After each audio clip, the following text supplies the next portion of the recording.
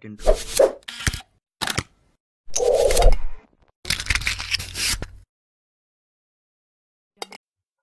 बच्चों नमस्कार। आज मैं आपके समक्ष कक्षा 11वीं की पाठ्य पुस्तक आरोह भाग 1 से मीरा के पद लेकर प्रस्तुत हूँ। मीरा और उसके पद के अर्थ एवं काव्य सौंदर्य को पूरी तरह समझने के लिए आप इस वीडियो को अंत तक जरूर देखिए। तो आइए इस पाठ को समझने से पहले मीरा के जीवन को पूरी तरह से समझने का प्रयास करते हैं। बच्चों, मीराबाई सगुण भक्ति काव्य धारा की प्रमुख कवित्री हैं। उनका जन्म राजस्थान में कुड़की गांव में मेवाड़ रियासत में सन 1498 ईस्वी में हुआ था। उनके पिता मेड़ता के राजा थे। कहते हैं कि जब मीराबाई बहुत छोटी थी तो उनकी मां ने बातों ही बातों में श्री कृष्ण को उनका दूल्हा बता दिया। इस बात का मीरा पर इतना प्रभाव पड़ा कि वह कृष्ण भक्ति में पूरी तरह से लीन हो गई।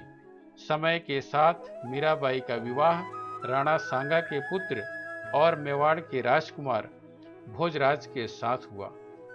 विवाह के कुछ वर्ष बाद ही मीरा के पति भोजराज का देहांत हो गया। पति की मृत्यु के बाद उस समय प्रचलित प्रथा के अनुसार मीरा को भी पति की चिता में अग्नि स्नान कर सती होना था। इसके लिए परिवार वालों ने बहुत दबाव भी डाला, लेकिन वह इसके लिए तैयार नहीं हुई। धीरे धीरे मीरा संसार से ही विरक्त हो गई और साधु संतों के साथ बैठकर भजन कीर्तन करने लगी।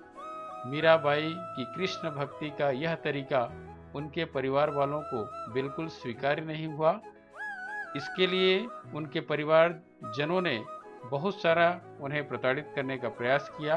कहा जाता है कि मीरा के ससुर राणा सांगा ने उन्हें मारने के लिए जहर भी दिया, जिसे मीरा पी गई। और यह भी कहा जाता है कि श्री कृष्ण की कृपा से इस विष का उस पर कोई प्रभाव नहीं पड़ा। जब यातनाएं हद से बाहर हो गई तो मीरा चित्तौड़ छोड़कर अपने मायके वापस चली गई। जब वहां भी उन्हें संतोष नहीं हुआ तो जीवन के अंतिम दिनों में वे द्वारिका चली गई।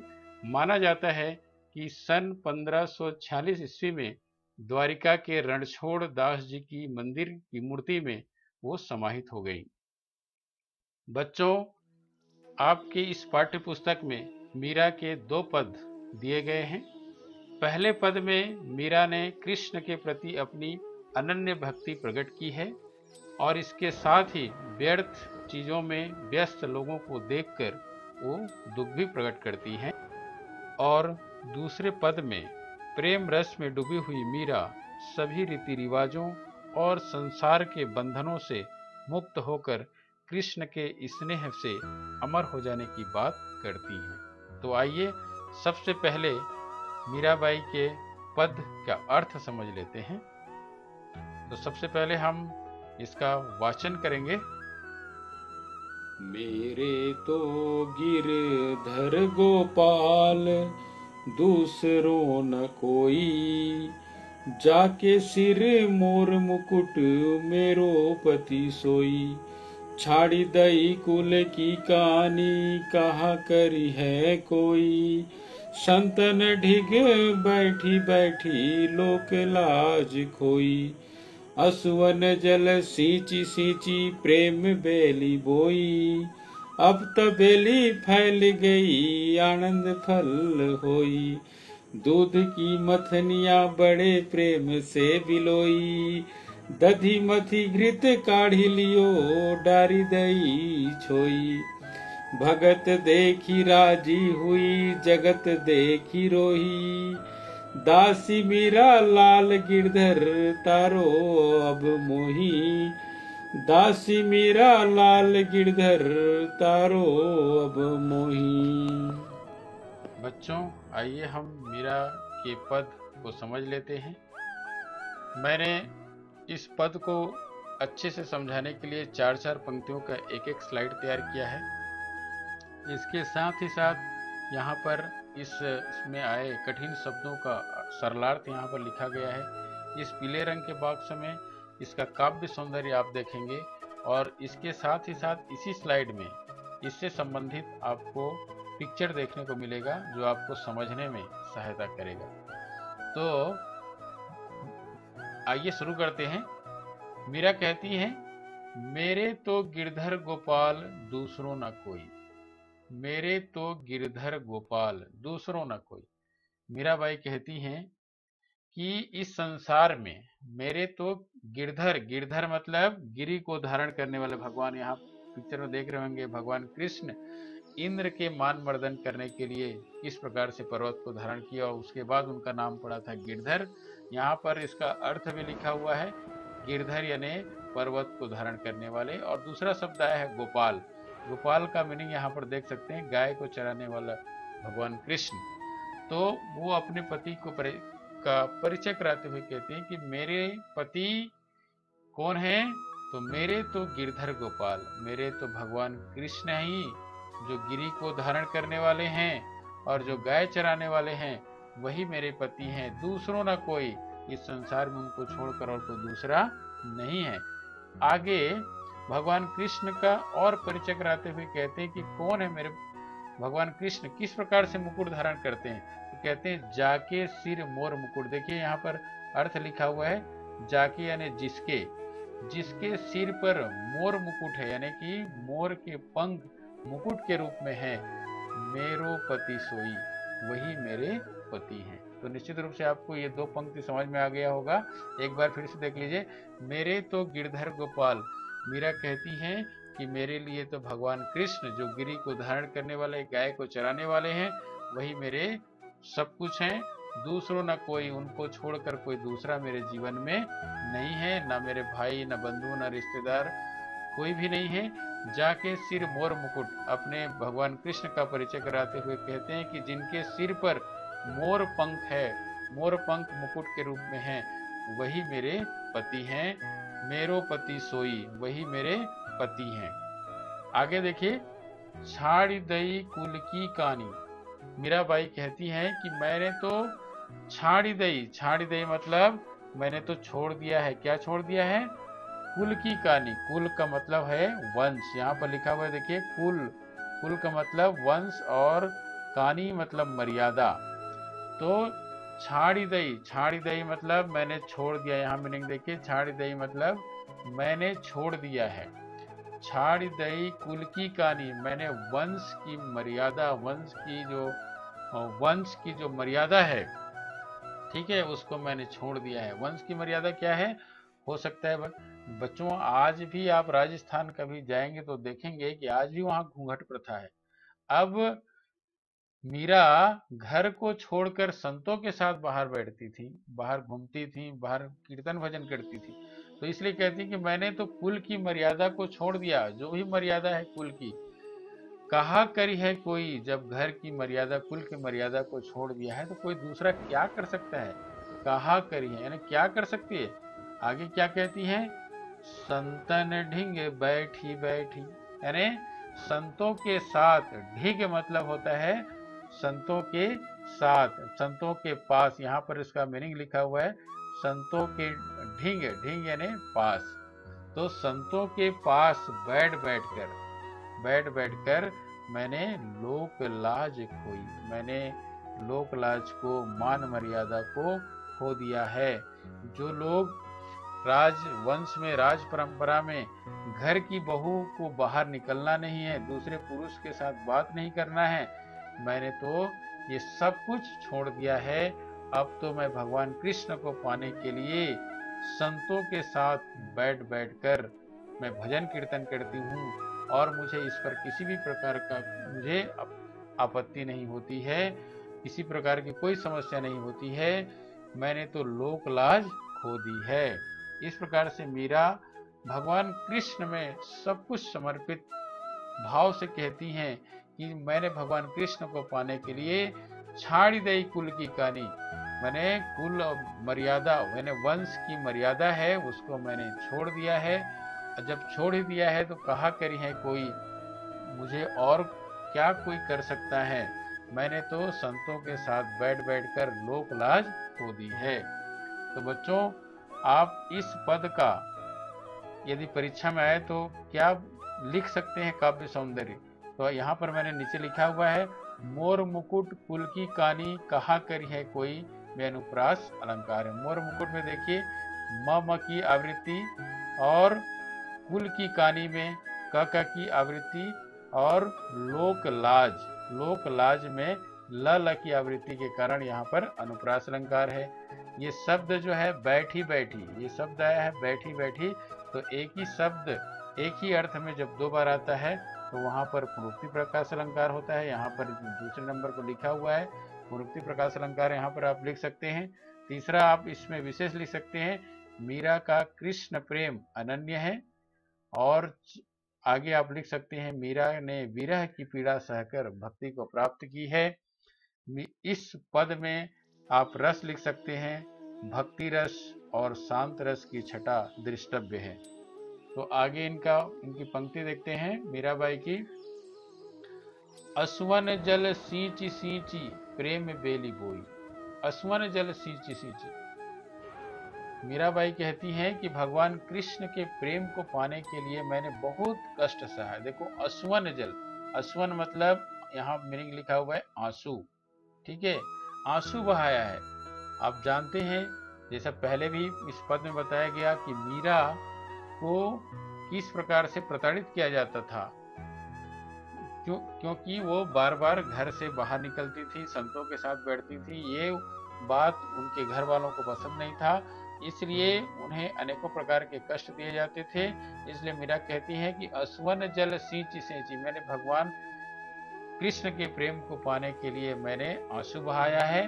प्रेम बेली बोई, प्रेम बेली, बेली का मतलब होता है लता। देखिए यहाँ पर मैंने पिक्चर के माध्यम से समझाने का प्रयास किया है कि बेली यानी क्या होता है, बेला, लता। जब हम लगाते हैं, बीज लगाते हैं, उसे पानी देते हैं, सेवा करते हैं, तब वो बड़ा होता है, एक दिन उसे फल लगने लगता है। ऐसे ही मीरा कहती हैं कि मैंने भगवान कृष्ण को पाने के लिए मैंने प्रेम बेली लगाया, उसमें असवन जल से मैंने सींचा है, प्रेम बेली बोई। अब तो बेली फैल गई, अब तो वह बेली फैल गई, यानी भगवान कृष्ण का प्रेम अब तो मुझे मिल गया। भगवान कृष्ण के प्रेम में तो अब मैं डूब गई, अब आनंद फल हुई। अब तो मुझे आनंद रूपी, भगवान कृष्ण के प्रेम रूपी आनंद मुझे मिलने लगा है, तो अब उसे भगवान कृष्ण को तो मैं छोड़ ही नहीं सकती। आगे लिखती हैं, दूध की मथनिया बड़े प्रेम से बिलोई। दूध की मथनिया, दूध की मथनिया बड़े प्रेम से बिलोई, दधी मथी घृत काढ़ी लियो डारी दही छोई। बच्चों, इस पद के माध्यम से मीराबाई कहती हैं कि मैंने इस दूध की मथनिया बड़े प्रेम से बिलोई, यानी कि भगवान कृष्ण के प्रेम को पाने के लिए मैंने इस संसार को अच्छे से पढ़ लिया है और इस संसार के सार तत्व को मैंने ग्रहण कर लिया है और जो व्यर्थ निस्सार चीज है मैंने उसे छोड़ दिया है। इस बात को समझाने के लिए मीरा लिखती हैं, दूध की मथनिया बड़े प्रेम से बिलोई। मैंने दूध की मथानी यानी दूध में मथानी डालकर मैंने अच्छे से उसको बिलो लिया है, अच्छे से उसको निकाल लिया है। और दधी घृत काढ़ी लियो, और दही को मत करके मैंने घी को निकाल लिया है। और डारी दही छोई, छोई मतलब होता है छोई छाछ, सारहीन अंश, सारहीन अंश को मैंने छोड़ दिया है। यहाँ पर आप सींची सींची, ये जो सींची सींची शब्द है, एक ही शब्द दो बार आया, इसमें आप पुनरुक्ति प्रकाश अलंकार लिख सकते हैं। और यहाँ प्रेम बेली और आनंद फल में रूपक अलंकार है। प्रेम रूपी बेला और आनंद रूपी फल मुझे उनसे प्राप्त हो रहा है। भगवान कृष्ण के प्रेम में मैं डूब चुकी हूँ और उससे आनंद फल प्राप्त हो रहा है। तो इसमें रूपायित किया गया है प्रेम रूपी बेल और आनंद रूपी फल, इसलिए यहाँ पर रूपक अलंकार है। और संगीतात्मकता व गेयता है, माधुर्य गुण है। और दूध की मथनिया, इसमें अन्योक्ति अलंकार है। दूध की मथनिया देखिए यहाँ पर प्रस्तुत है दूध, घी और मथानी, इसके माध्यम से यहाँ पर कोई दूसरी बात कही गई है। क्या बात कही गई है? कि सार तत्व को मीरा जो निकाल ली है और निस्सार को छोड़ दी है। तो जहाँ पर प्रस्तुत के माध्यम से अप्रस्तुत की बात कहा जाए वहां पर अन्योक्ति अलंकार होता है। लाल रंग में लिखा है, आइए देखते हैं इसका अन्योक्ति अलंकार कहाँ पर होता है। इस पद में अन्योक्ति अलंकार है, तो अन्योक्ति अलंकार जहां पर किसी बात को सीधे न कहकर दूसरे पर डालकर कहा जाता है वहां अन्योक्ति अलंकार होता है। बच्चों, जहां पर किसी बात को सीधे न कहकर दूसरे पर डालकर कहा जाता है वहां अन्योक्ति अलंकार होता है। इसे समझने के लिए मैं एक उदाहरण दूं। जैसे बहू जो है घर में खाना बनाकर साफ सफाई नहीं की है, तो सास आकर कहती है अब बेटा को देखकर, देखो घर कितना गंदा है, साफ सफाई नहीं हुआ है। उनका उद्देश्य जो है बहू को कहना रहता है, लेकिन बेटा को कहता है ना। तो किसी प्रस्तुत के माध्यम से अप्रस्तुत को कहना, वही जो है अन्योक्ति अलंकार है। जैसे रहीम का एक दोहा है, माली आवत देख के कलियन करें पुकारी, फूले फूले चुन लिए काली हमारी बारी। यानी यहाँ पर माली को आते देखकर फूल जो है आपस में चर्चा कर लेते हैं कि आज माली एक को तोड़ के ले गया है, कल हम जब खिलेंगे तो हमें भी तोड़कर ले जाएगा। इससे मनुष्य के नश्वरता को व्यक्त किया गया है। तो माली और फूल यहाँ प्रस्तुत है, और इसके माध्यम से अप्रस्तुत यानी कि मानव की नश्वरता और काल की शाश्वतता को यहाँ पर बताया गया है। इसी प्रकार से दूध की मथानी के माध्यम से मीरा कहती है कि मैंने इस संसार को अच्छी तरीके से समझ लिया है, प्रेम से बिलोई, प्रेम से समझ लिया है। और दधी मथी घृत काढ़ लिए, यानी दधी को मत कर मैंने इस संसार को समझकर मैंने घी को घृत काढ़ लियो, घी को निकाल लिया है, और डारी दही छोई और छाछ को छोड़ दिया है। कहने का अर्थ मतलब है घी मतलब भगवान की भक्ति को मीरा प्राप्त कर ली है और माया मोह को छोड़ दी है। आइए चलते हैं अगले पद की ओर। अंतिम दो पंक्ति है। मीराबाई कहती है, भगत देखी राजी हुई जगत देखी रोई, दास मीरा लाल गिरधर तारो अब मोही। मीरा कहती है कि मुझे भक्तों को देखकर बहुत अच्छा लगता है। ठीक है, राजी मतलब होता है, यहाँ पर लिखा हुआ है प्रसन्न हो जाना। मैं जब भगत को देखती हूँ, भक्तों को जब देखती हूँ, चित्र में देख रहे होंगे, जब भक्तों को देखती हूँ तो मुझे बहुत अच्छा लगता है। जगत देखी रोई, और जगत के लोग किस प्रकार से माया मोह में फंसे हुए हैं, इसको जब मैं देखती हूँ तो मुझे बहुत ही रोना आता है, दुख होता है। दासी मेरा लाल गिरधर तारो अब मोही। मीराबाई कहती हैं कि हे भगवान, हे ईश्वर, मैं आपकी दास हूँ, अब मुझे तारो मतलब मेरा उद्धार करो, मुझे अपने पास बुला लो, मुझे अपना शरणागत बना लो। तो बच्चों, इस पद में आप विशेष के रूप में लिख सकते हैं, मीरा का कृष्ण प्रेम अनन्य है, जिसको पाने के लिए आपने देखा कि कुल की मर्यादा सब कुछ छोड़ देती है। इसमें आप संगीतात्मकता व गेयता है, इस पद को गाकर सुनाया जा सकता है। राजस्थानी मिश्रित ब्रजभाषा का सुंदर रूप है। कृष्ण के अनेक नामों के कारण काव्य सुंदर बन पड़ा है। जैसे यहाँ पर नाम आया है गिरधर, गोपाल, लाल आदि, और भक्ति रस और शांत रस की छटा इस कविता में पद में देखने को मिलती है। आइए अब हम दूसरे पद की व्याख्या कर लेते हैं। व्याख्या से पहले हम वाचन कर लेते हैं। पग घुंघरू बांधी मीरा नाची, मैं तो मेरे नारायण सु आप ही हो गई साची। लोग कहे मीरा भई बावरी, न्यात कहे कुल नासी। विष का प्याला राणा भेजा, पिबत मीरा हासी। मीरा के प्रभु गिरधर नागर, सहज मिले अविनाशी। पग घुंघरू बांध मीरा नाची। आइए बच्चों, मीरा के इस सुंदर पद की व्याख्या कर लेते हैं। मीरा ने इस पद के माध्यम से भगवान कृष्ण के प्रेम को पाकर किस तरह से वो नाच उठी है, इसका बहुत ही सुंदर पंक्तियों के माध्यम से वर्णन करती हैं। मीरा लिखती है कि पग घुंघरू बांध ही मीरा नाची। मैं तो भगवान कृष्ण के प्रेम को पाकर इतना खुश हो गई हूँ कि मैं आज अपने पैर में घुंघरू बांधकर नाचने लगी हूँ। अर्थात मीरा कहती है कि भगवान कृष्ण के प्रेम को पाकर मैं नाच उठी हूँ। मैं तो मेरे नारायण सु आप ही हो गई सांची।